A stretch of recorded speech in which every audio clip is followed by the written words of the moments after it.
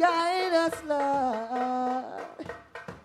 Oh, guide us, Lord. Yeah.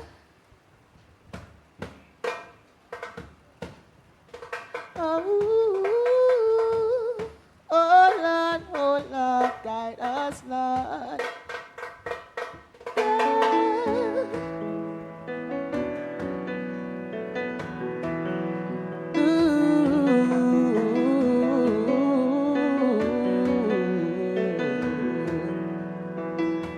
Oh, guide us, Lord.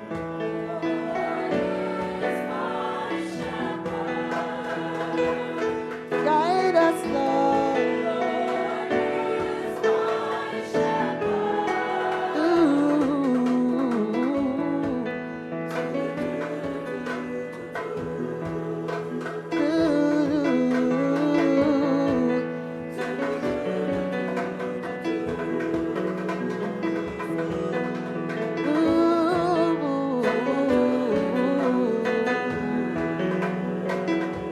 Oh, guide us, Lord.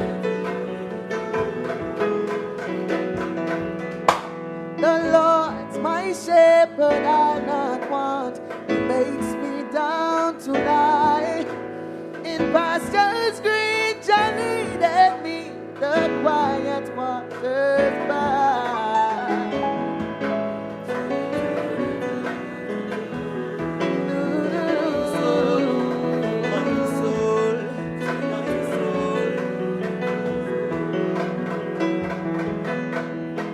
Soul thou dost restore again, and me to walk the way within the path of righteousness, even for his own name's sake.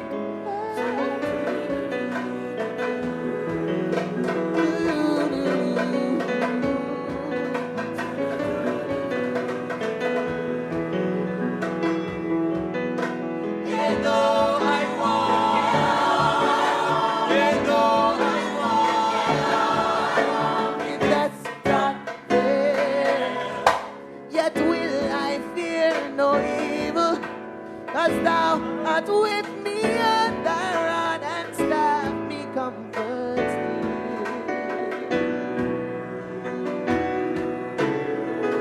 Oh, na na na na na.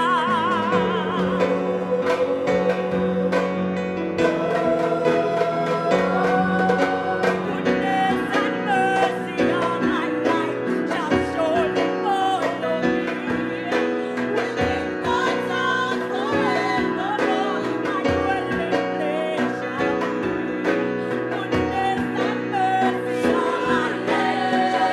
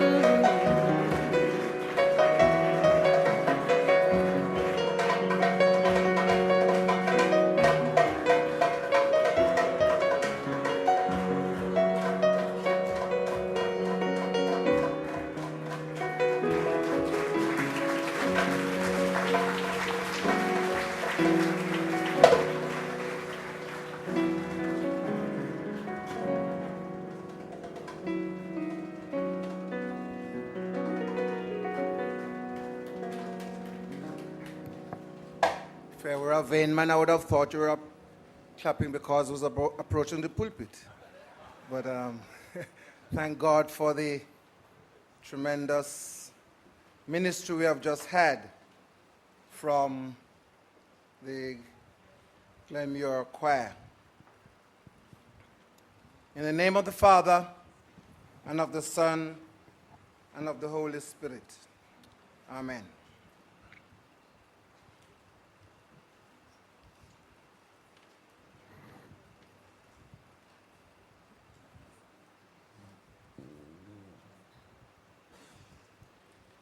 When the program came to me,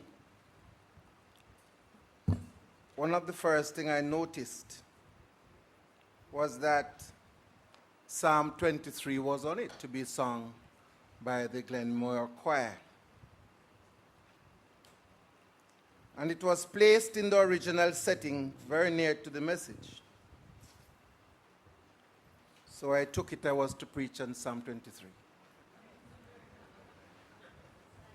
And therefore, I am going to speak and address you on Psalm 23.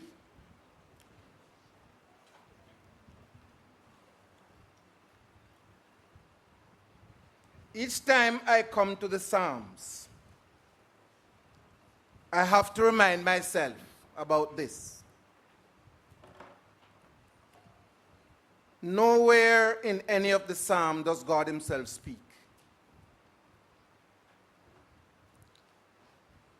It's one of those portions of Scripture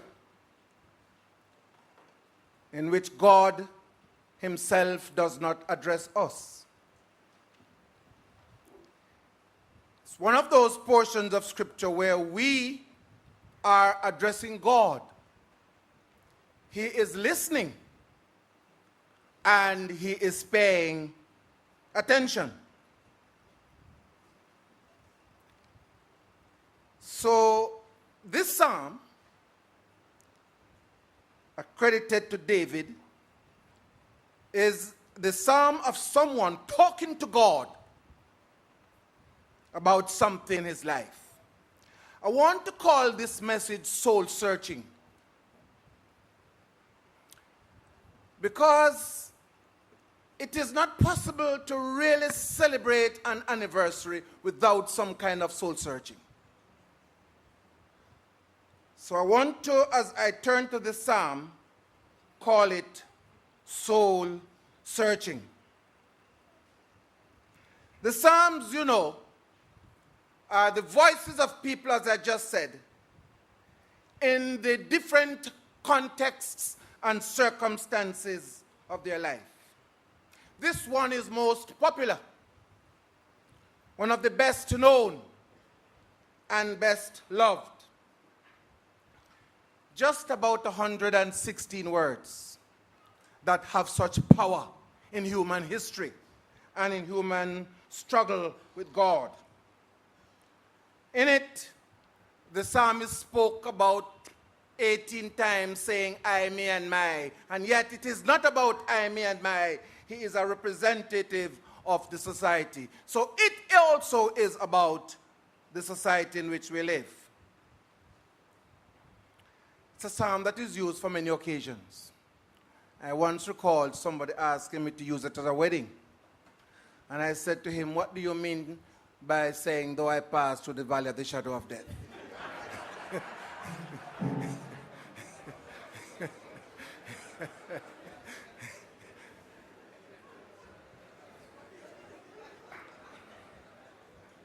And he says, I will fear no evil. He said. And then I said, so what do you mean by saying you spread a table before my enemies? He still used the psalm. His marriage is doing well. So it really is a psalm that forces us to do some inward looking in a complex and difficult world. Some inward looking. Human beings are very complex people. One friend of mine who called me from England over the Easter season, and we haven't been in touch with each other for a while, but he called, and he asked me if I remember the joke he sent me about how complex the human race is. And I said, yeah, I can't forget it. Because he sent me this note to say that a householder in England was disposing of a refrigerator, having bought a new one, and put the old one on the front lawn with the sign "free to go." And for weeks it was there, and he was not disturbed by any call. So he changed it to say, "To go £30," and somebody stole it.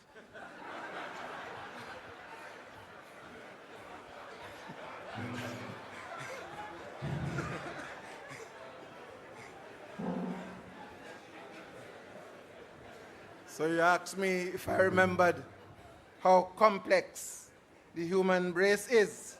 And I say, yes, I can't forget the fact that we are very complex. So as we come to this anniversary, and are going to reflect on this psalm, I want to remind myself that we are complex people living in a complex world, and here is an organization that has to manage within the context of complexity. So I want to say three things about the psalm. One,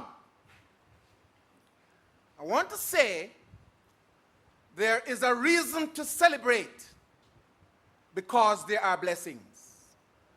The psalm will help me to say that. There are reasons to celebrate because there are blessings. Secondly, there is a reality to contemplate because there are burdens and there is brokenness. And the psalm will help me to say that. There is a reason to celebrate, and there are realities to contemplate. And then I want to close by saying there are convictions to beckon us for the future. Can't function in the future without convictions. So, hear how the psalmist begins. The Lord is my shepherd. I shall not want. He makes me to lie down in green pastures. If a sheep were lying down in green pastures, that would simply have meant that it is well fed and is lying down resting. It is provided for. There are provisions. And we celebrate the fact that there are provisions. Then it goes on to say, and you lead me beside still water. I understand that sheep do not like to drink from moving water. I understand that they are very scared and worried and frightened if water is moving. As a consequence of which, however thirsty they are, they may not drink. So the psalmist is looking back on his life. He noticed that someone had provided. He noticed in the context of his insecurities, someone protected. In the context of his insecurities. And then, not only does he notice provisions and protections in his life, he says that when I came to a crossroad, you lead me in the path of righteousness. When I came to a crossroad, there was somebody to point the way. There was somebody to direct. There was somebody to clarify. And there was somebody to guide. And that's why I say, and put he restoreth my soul at the end. Because if all these are put together, then that would mean that he is a psalmist who is feeling the blessings of a productive life. Because of his past, because of these blessings, he at this moment in time is feeling a sense of productivity about life. There are blessings to celebrate. That's the spirit in which we gather. That as an organization of this importance, and as an organization of this, with this heritage, and then as an organization with this legacy, what I look back and see with the psalmist is that solid foundations have been laid. That's what the psalmist would have seen. Some solid foundations have been laid for my life, as a consequence of which The psalmist is coming to that point where he's saying, I feel to use the word gratitude. That's why I can talk about thanksgiving. For thanks is a response you make and I make to something we have received or something that has been said that has been good to us. That's why you cannot separate thanksgiving from celebration. So the psalmist is saying, there are blessings. There are people who have participated in laying foundations that have become a blessing to our heritage. That's why we are here today, because of the blessings of the past. There are reasons to be grateful. One of the great philosophers of British history is a man by the name of Bertrand Russell. Mathematician, philosopher, social thinker, social theorist. That's Bertrand Russell. He was an atheist. And in the 1960s, Bertrand Russell led a march in London against nuclear warfare and nuclear use of nuclear energy. Not the energy, but in terms of warfare. He led a march in London. And he was arrested. In his old age, he was arrested.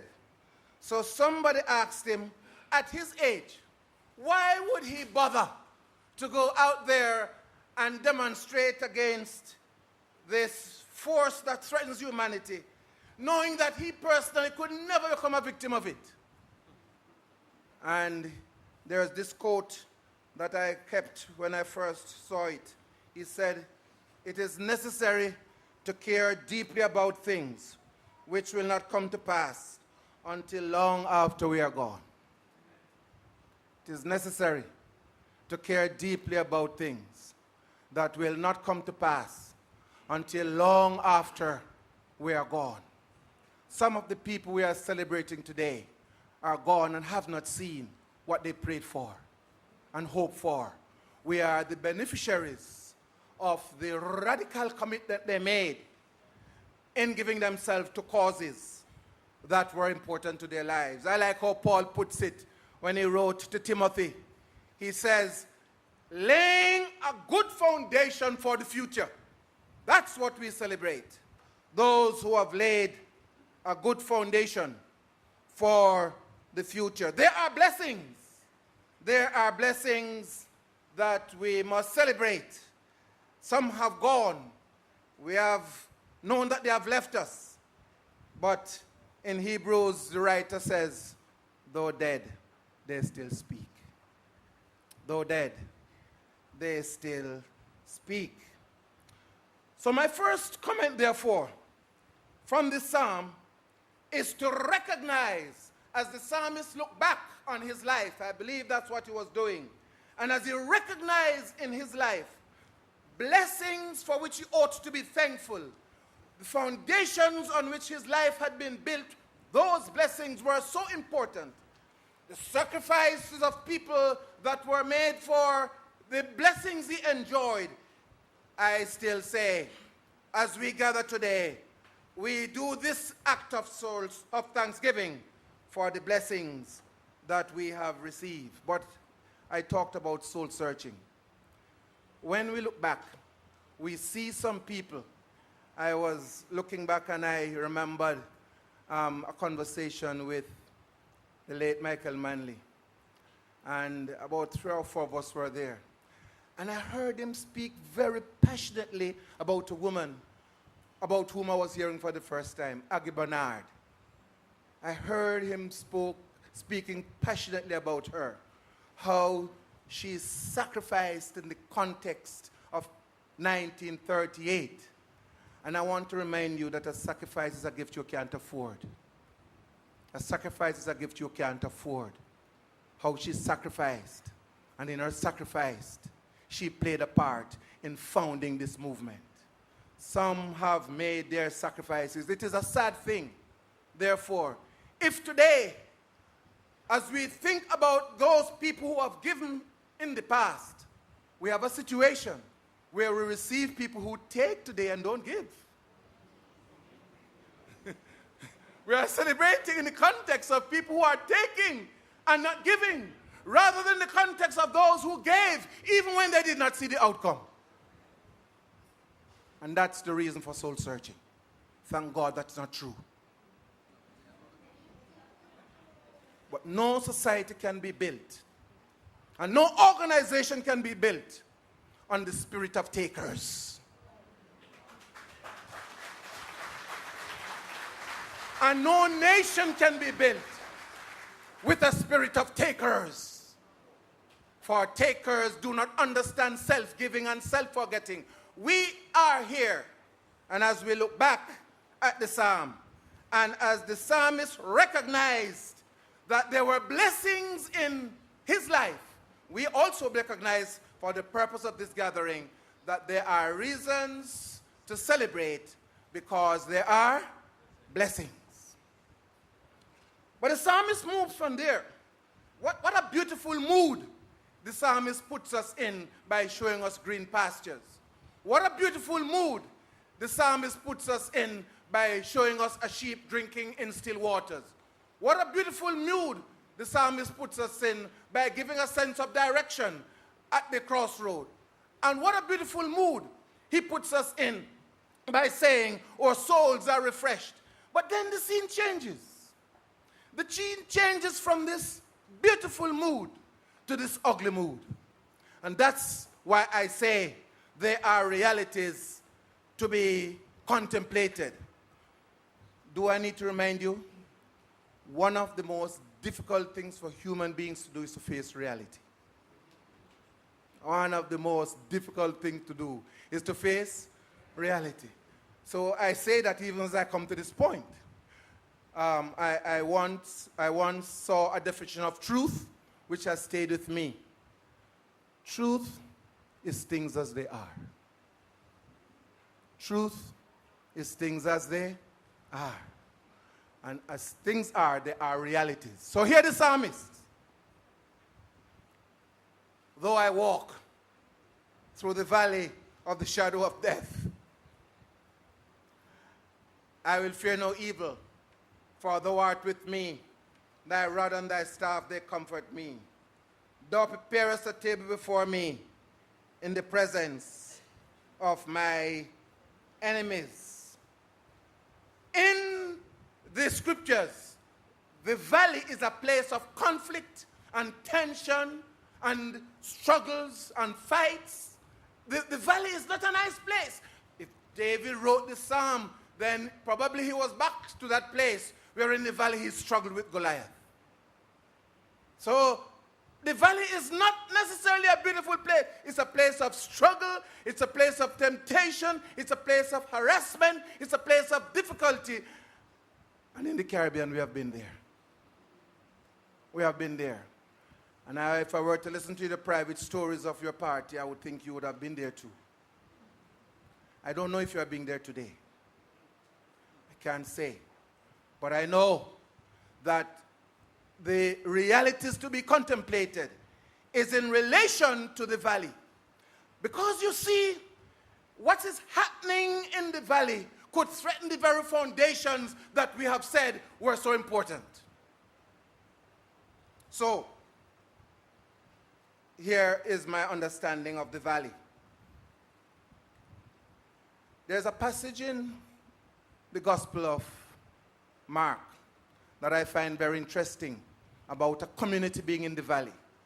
Now let me hasten to clean up a word I'm going to use, because in this context it may be an unwelcome word. So let me hasten to clean it up. The word is demon. But let me hasten to clean it up, because it doesn't mean what detractors suspect. Let me tell you what I read about this word demon. Demons are forces that inhabit us and destroy us from within. Prejudice. Prejudice. And I can go on. And let me tell you the other expression of demon. Demons are forces that overtake and overwhelm organizations.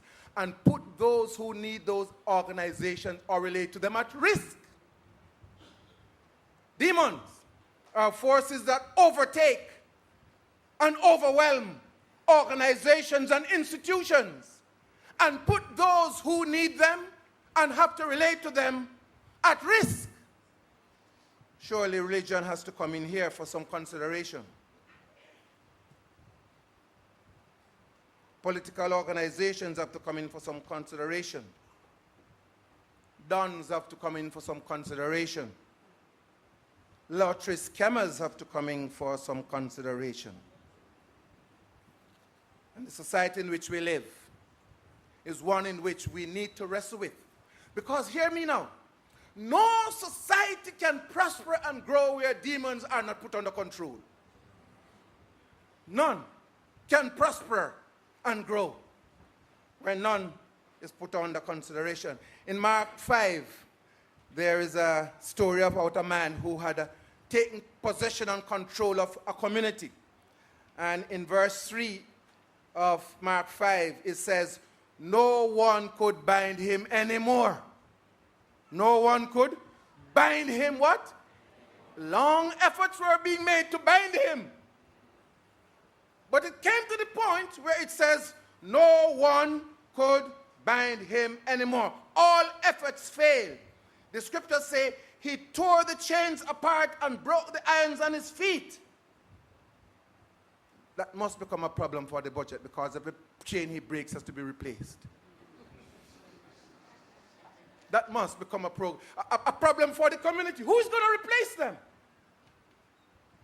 Everyone he breaks has to be replaced at the expense of the community.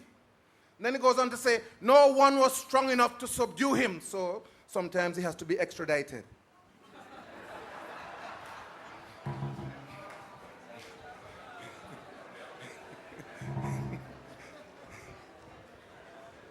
No one was strong enough to subdue him. And then it goes on to say in Matthew 8, there's also a description of him. It says, he was so violent that no one could pass that way because he controlled the street and the community that he comes into contact with. No society can function if we don't bring it under control. And hear this.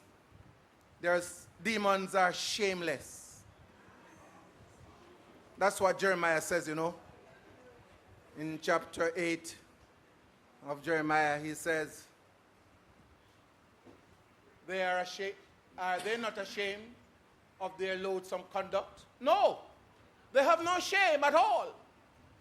They do not even know how to blush. That's what the scriptures say. I'm glad, you know, that I have the privilege of the scripture. Because that's what you wrestle with or what I wrestle with. I'm not wrestling by feelings. Demons are shameless.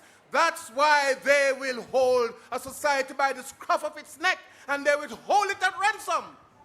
And no society can prosper and grow where demons are not brought under control. And I say this to you also, demons are very stubborn and skillful. You look at Jesus and this demon in chapter 5, verse 6. You notice what happens?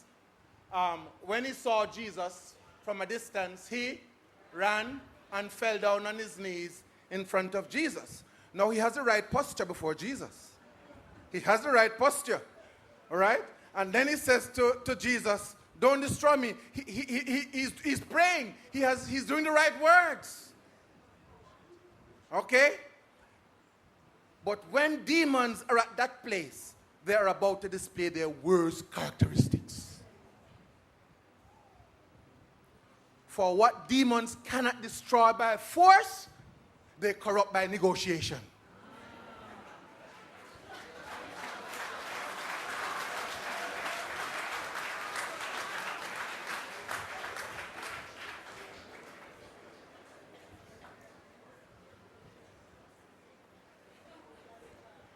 And then, kindly reflect with me a little. I prayed a lot in trying to work this out. Reflect with me a little. One of the legacies we have had from the PNP, and surely as we're here to celebrate, is democracy.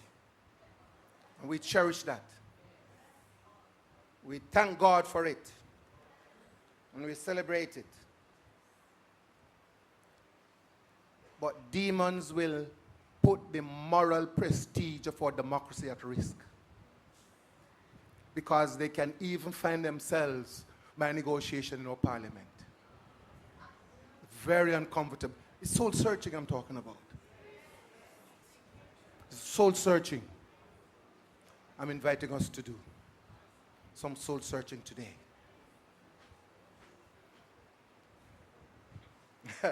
Interesting enough, in verse 17, when Jesus, chapter 5, when Jesus drove out the demon, you know what happened? Members of the society asked Jesus to leave because they did not want Jesus to drive out the demon. Maybe they were benefiting.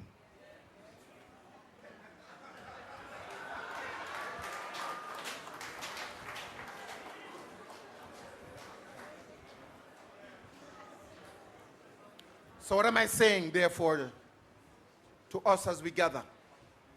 You obviously have a mighty work to do. For no society can prosper and grow when forces like these are not brought under control. The scripture says that he operated day and night. The scripture says he was among the tombs, so you couldn't even bury your dead in peace. And the scripture says he was evil. And the thing about evil, it has no interest in what it cannot destroy.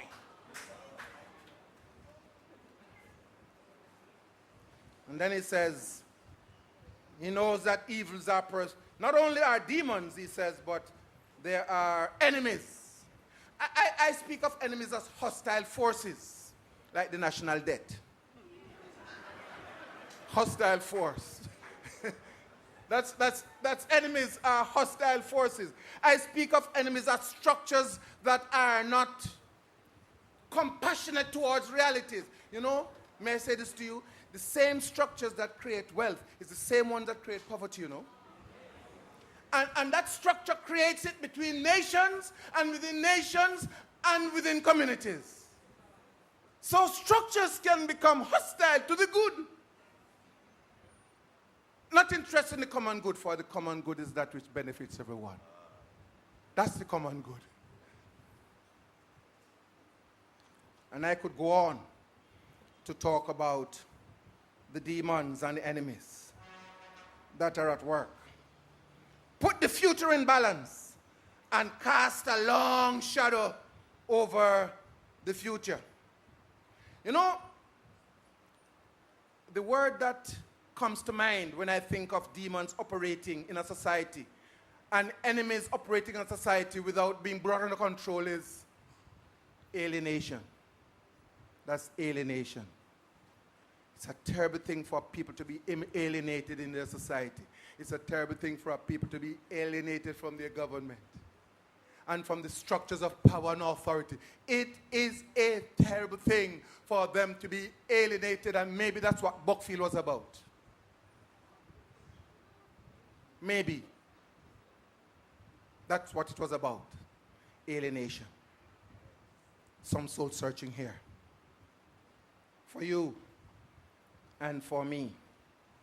It takes me to the third thing I want to say.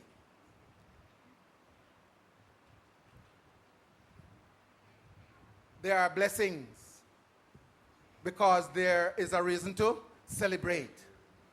There are realities because there are forces to confront and there are enemies to overcome.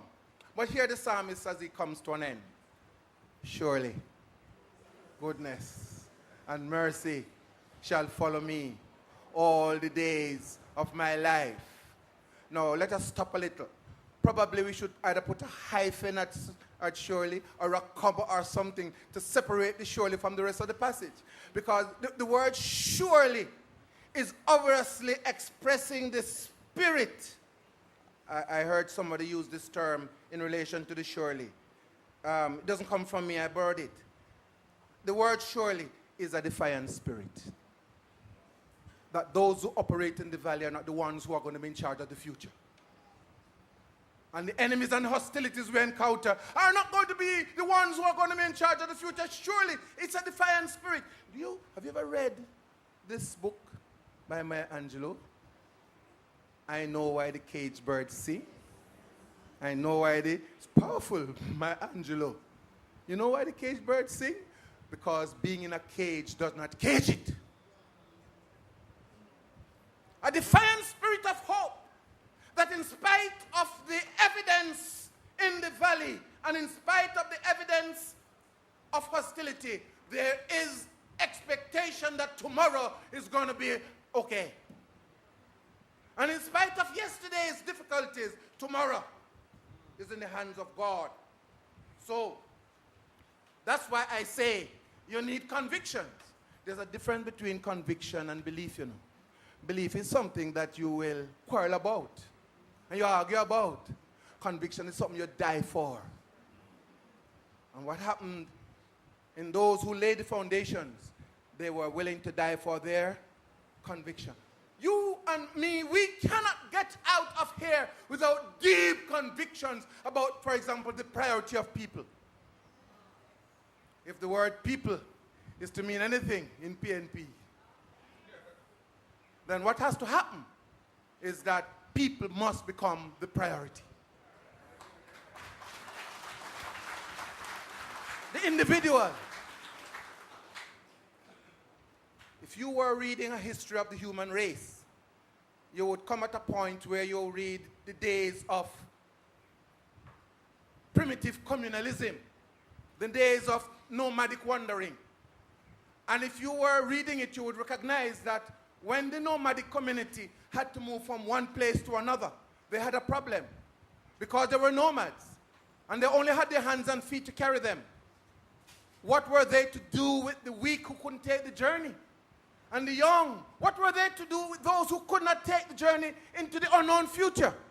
And when you read it, they left them there to the exposure of wild animals and to nature.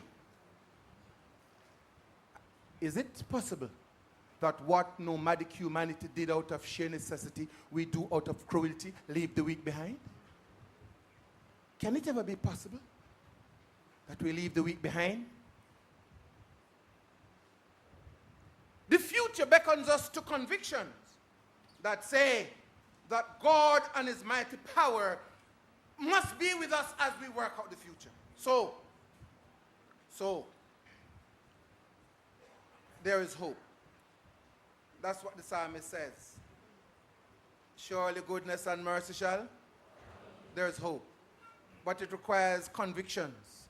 And it requires a sense of having a defiant spirit which wish to live. I don't know. But I thank God for the organizations he has given us.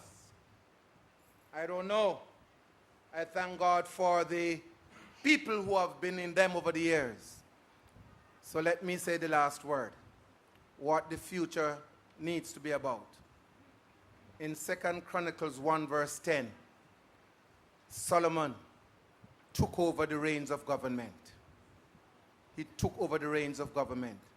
God asked him what he needed for the realities that were there and for the hostilities that needed to be addressed. And look at his request. Maybe you wouldn't mind reading it with me. Give me wisdom and knowledge that I may lead this people for whom we are great people. Wisdom is not cleverness, it's insight. It's insight you need in the valley. And knowledge is not intellectual information, it is good judgment.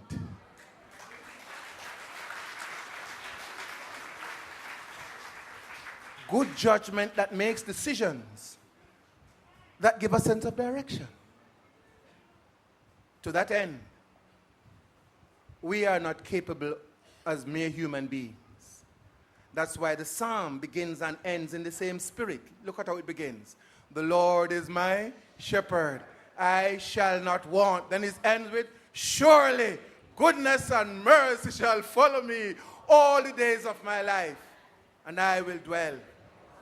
I pray for that defiant spirit for this nation and its leaders, for that's what the future beckons us to embrace.